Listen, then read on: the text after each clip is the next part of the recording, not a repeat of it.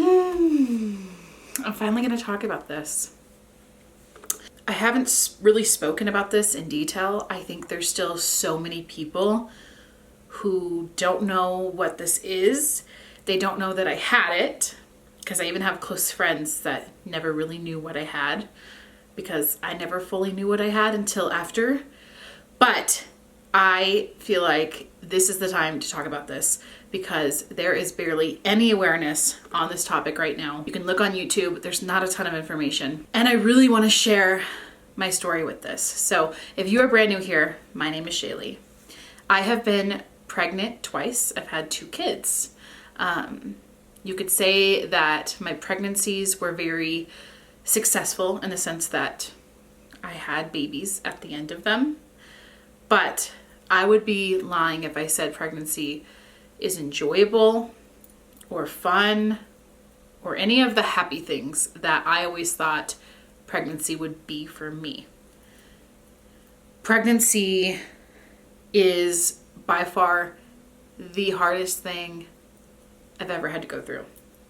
And it's because I had Hyperemesis Gravidarum for both of my pregnancies, or as some say, just to abbreviate it, HG. Now, you may have heard of Hyperemesis Gravidarum from Kate, the Duchess Kate, who had it with her pregnancies, and I think she has 3 kids right now. That was when the media first heard of this phenomenon and kind of ran with it. And I remember she was pregnant while I was pregnant at one point, and I remember them talking about it, and something inside of me clicked, and I realized this is what I have. My first pregnancy was in 2012 and 2013. And at that point, nobody was talking about HG. Nobody really knew what it was. My doctors had no clue what it was. And I thought I was imagining things and making up things in my head. I thought that it was normal to have a pregnancy as hard as mine was. And on this day, in this moment, I'm blessed to say that I get to do this all over again. But it wasn't until my second pregnancy that I really realized just how debilitating this is. I'll start off this video by saying, if you have never been pregnant before, please don't watch this video and start freaking out thinking that you will have HG. It's very uncommon, though, as we're seeing, the more that we learn about it and the more of awareness we bring to it, we're seeing more women having it. So I think that part is good, because women at least feel like they have a community now. I never had that 7 years ago. I felt completely and utterly alone. And so now I'm in a Facebook group with HG, and I'm not even pregnant. I'm scared to death to be pregnant again. And that is why I want to put this disclaimer, because not everybody's pregnancy is like this. Chances are you will not have HG during your pregnancy. But if you are enduring it right now, or you've been through it before, I feel you. I have only known a few people in my life that have had HG. A few of them are YouTubers as well. Angela over at This Gathered Nest has had it, and my friend Danielle over at the Murrays has also had it. And when you can find friends that have experienced it, it really brings a peace to the situation, because like I said, for so many years nobody said anything about it, and it made me feel very crippled and alone. But what is HG? You're probably wondering at this point what HG is if you have never heard of it before, so I want to summarize it as best as I can. Let me just start off by saying that the biggest misconception I think of HG is that it's a lot like morning sickness. They are nothing alike. HG is feeling sick or ill almost 24/7 in your pregnancy. It started with me as early as 3 weeks pregnant. She worked out today. She felt nauseous. I don't know what's going on with her. I was nauseous after I worked out, and I'm nauseous after I eat my food. I feel so sick. And it lasted until literally they took the baby out of my stomach during my C-section. A typical day for me would look like waking up, throwing up, not being able to eat at all because nothing sounds good because I'm nauseous, but knowing that I have to. But even the taste of water was too much for me to handle. And immediately after drinking water, I would throw up again. Water tasted like metallic, like almost like I was drinking a penny. Like if you were to soak a penny in water, That's what water tasted like to me. And I love water normally. So just drinking water is a fight. And as you know, your body needs water. So there were a lot of moments when I would become completely dehydrated. I was throwing up 3, 4, 5, 6 times a day. And it basically feels like your stomach is eating itself. I don't know how else to describe it. It's like having the flu every day. I mean, your body is just exhausted, you're tired, you're hungry, but you can't eat because you're so sick. And every day is the same thing over and over and over and over and over again. There are some days when you wish that you just aren't pregnant. Not that I would terminate my pregnancy, because I would never be able to do that. But there were definitely days where I was regretting the fact that I had decided to get pregnant, because it is completely debilitating and it changes your life 100%. I couldn't cook because just the smell of certain foods would set me off for an entire day. Just the sight of some foods would do that. I couldn't get off the couch. When I was pregnant with Jude, which was my second pregnancy, it was so much worse than my first one. And I've learned now by just kind of researching HG that the more pregnancies you have, the worse it typically gets every time. So with Jude, I was hospitalized many, many times. I would have to go in for IV treatments because I was so dehydrated. There were so many days where I would just be throwing up so much, there would be nothing left in my stomach, and I would just upset my stomach lining and I would be vomiting blood.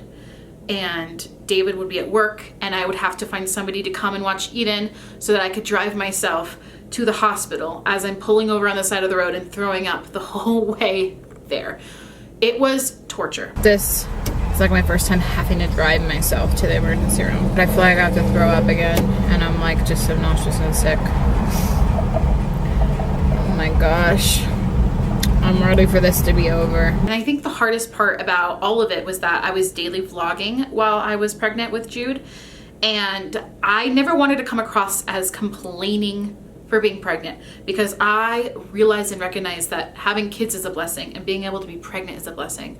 There's so many people that can't have babies and that can't get pregnant, and my heart goes out to you. And I think for so long, up until this point, I always felt like if I complained about my pregnancy, it would be like a slap in the face to those who are struggling with infertility. But I realize now that infertility is a struggle, but HG is also a struggle. And so I want to talk about my struggle. Just when I was daily vlogging, I had to be careful with everything that I said because I never wanted to offend anyone or upset anyone. And at the same time, I was beating myself up every day because I couldn't get off the couch. I was so sick. I was throwing up all the time. I mean, there's so much that I didn't show you guys because I just didn't want to come across as complaining. I felt like I was dying. And in the moments where I did decide to share, I was always met with really just hateful comments, telling me to suck it up and get over myself and to stop complaining and all of these things. And I don't think anybody ever realized the extent of what I really went through.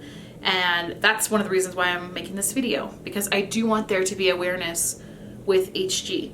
I want you, if you have a family member or a friend or someone you know that has HG, I want you to realize what it's like. I want you to hear my perspective so that you can better help the people that you love that do have it, or so that you could better help yourself if you have it. My biggest mistake from day one was not talking to my doctor about it very, very early on. Now, once again, when I was pregnant with Eden, who's my first, I had no idea what HG was. I had never heard of it before. I did not know anything about it. I don't think I even realized what HG was until after I had her. But I knew that my mom also had HG. And of course, she was pregnant in the 90s. There was no research on it. There was no understanding on it. It didn't even have a name, I don't think, at that point. And if it did, it was not something that moms knew about. You couldn't access information like you can now. But my mom had HG with all 3 of her pregnancies. So I always heard her horror stories. And so when I experienced pregnancy for myself, I just thought, you know, pregnancy is this hard. Like, this is what pregnancy is like, because all I had known about it was her experience. There's really no link to genetics. There's some people who struggle with HG and they don't have any family members that have ever had it before. There's just so much that we still don't know about it. It's very much a mystery. And if you have it, it is so hard to get treated for it. I think the best thing to know is just to be aware that there's always a possibility of having it. And if you do, you need to find a doctor who validates you, number one, and who is there to help. They will do anything in their power to help you. David and I were talking about having another baby back probably a few months ago, like September. And at first it seemed like such a great idea and we were all on board. And then I started thinking more of just about how rough my pregnancies were. Because I have to think about those things, you know? Eden was only 2 when I was pregnant with Jude, and she had to do so much for herself. She would go and get her own snacks. She would go play quietly with herself in her room. She was such a great kid. I'm so thankful that she was so independent and that I didn't have to worry about her all the time, because I just could not get off the couch. Things are much different now. She's in 1st grade. Jude is going to be in preschool next year. And so they're older now. I know that they would still be just as helpful if I did decide to get pregnant again, but there are just so many factors that I have to think about for myself and my mental health and my well-being. I know that I will have HG again, and it will be so hard. And as the sole provider of my family right now, it scares me. I don't think I can handle another 9 months on the couch or in the bathroom, constantly throwing up, having to go to the hospital all the time. It gives me anxiety and it gives me panic attacks, but I want another baby so bad. And so you can see where my back and forth with having another baby comes from. I still have not made a permanent decision. David is pretty much on board with whatever I decide, but I don't feel ready. I have so much PTSD from my past pregnancies that I am very hesitant, and rightfully so. To give you more insight of my HG experience, and probably a lot of the women that you know who have experienced it, because a lot of us have similar stories, I wanted to read some things that I wrote in my notes. Minutes and minutes of throwing up, not once, not twice, over and over and over, as if my body is trying to squeeze every last drop of hydration out until I'm dry heaving and I taste blood and my throat feels like sandpaper. The taste of blood in the back of my mouth for hours on end, ruining my appetite. I'd feel good for a little bit until my stomach rumbles and I feel starved, but nothing sounds good and I'm afraid to even eat.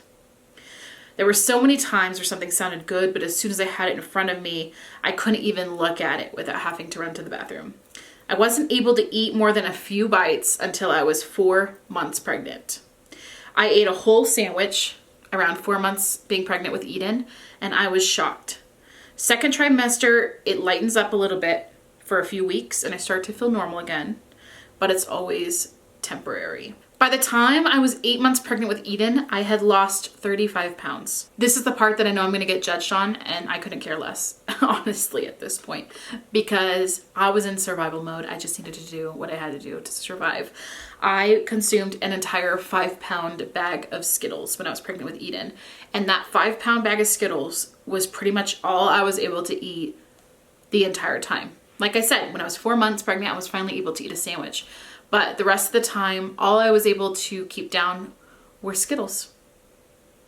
Yeah, so my motto quickly became eat whenever you can. If it's not healthy, that's okay. Just whatever gets you through the day. Through this process, I developed a little bit of an eating disorder, in the sense that whatever I could keep down, I was grateful. I was so thankful, and I kept eating more of that thing, no matter if it was good for me or not.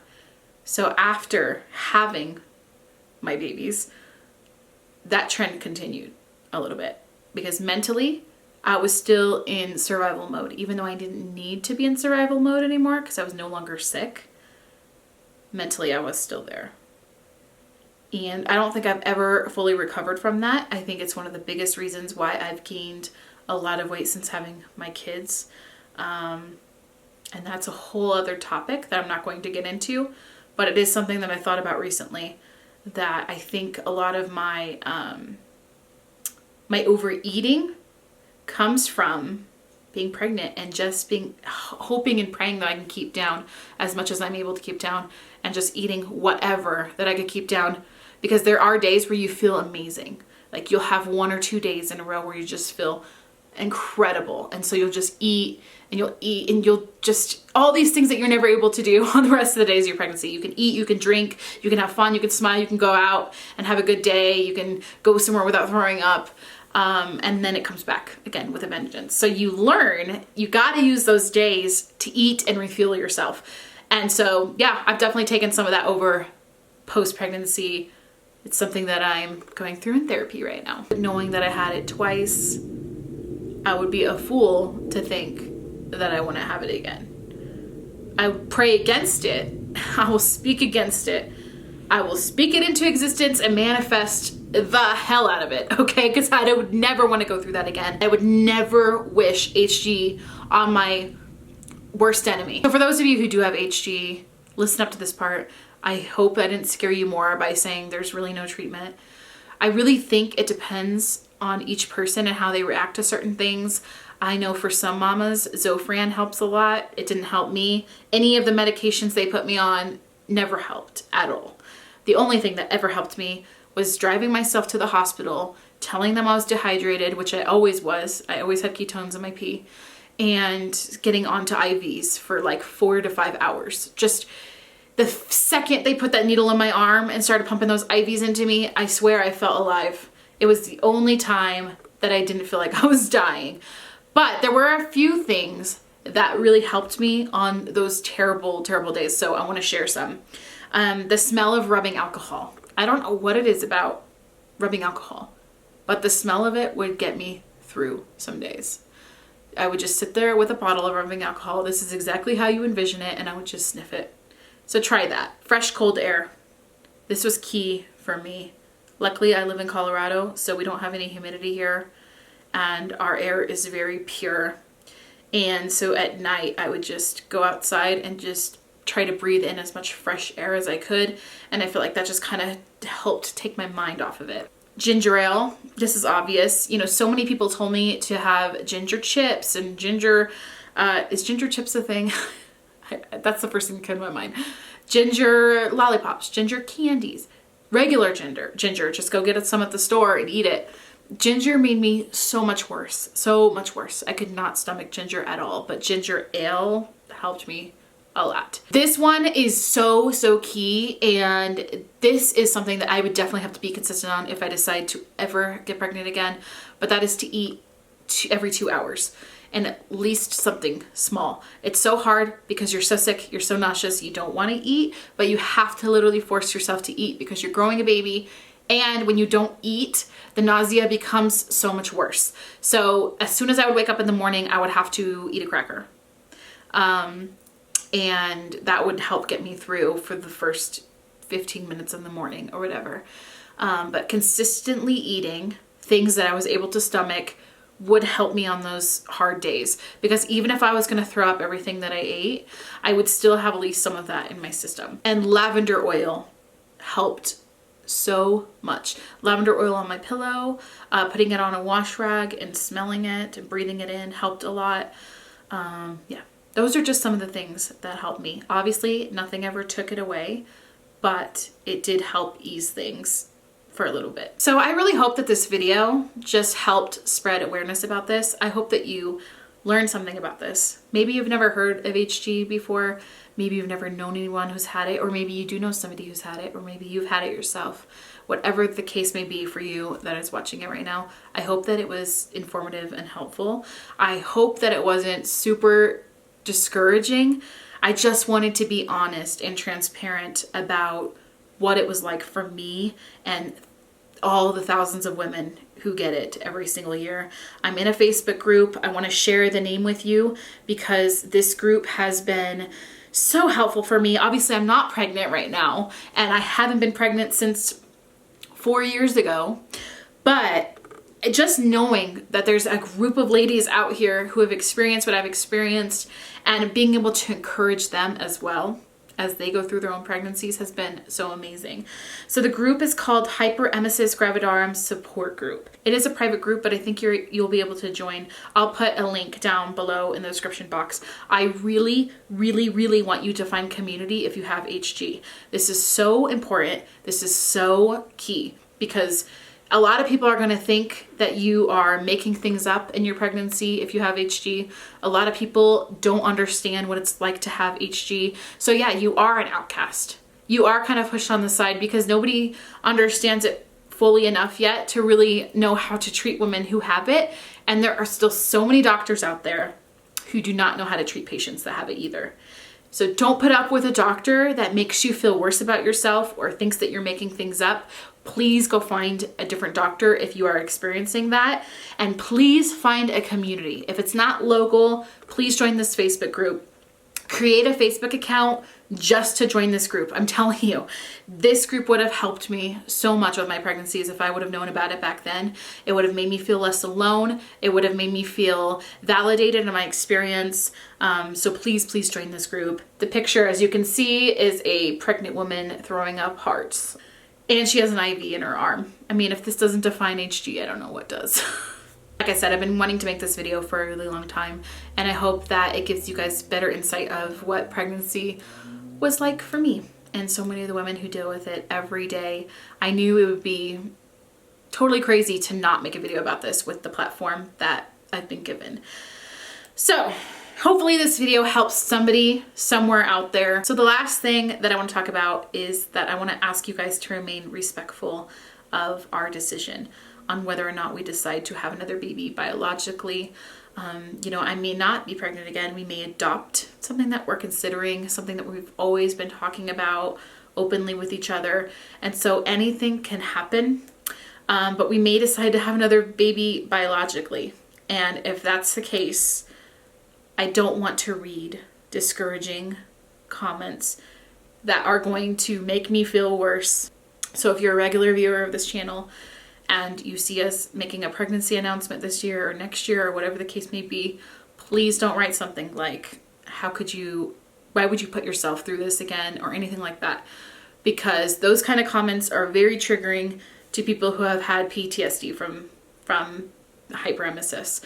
So I just ask for you to refrain from those kind of comments. It may not be something that you understand, but please just respect that my husband and I will make the decision that we feel is best for our family.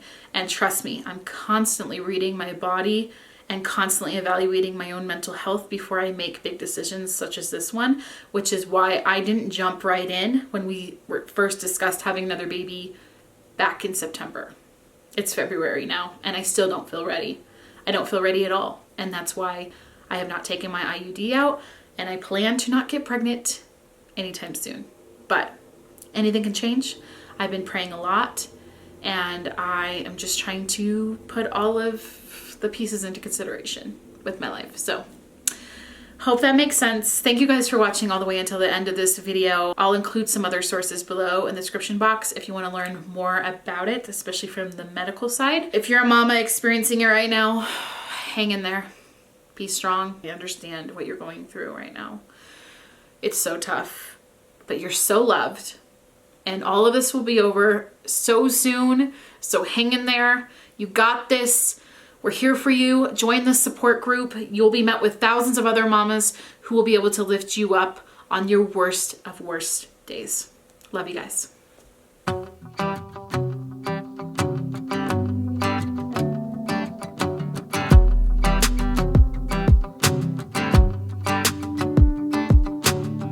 I've been dreaming so much lately about your face when you're smiling. It's the only thing that saves me.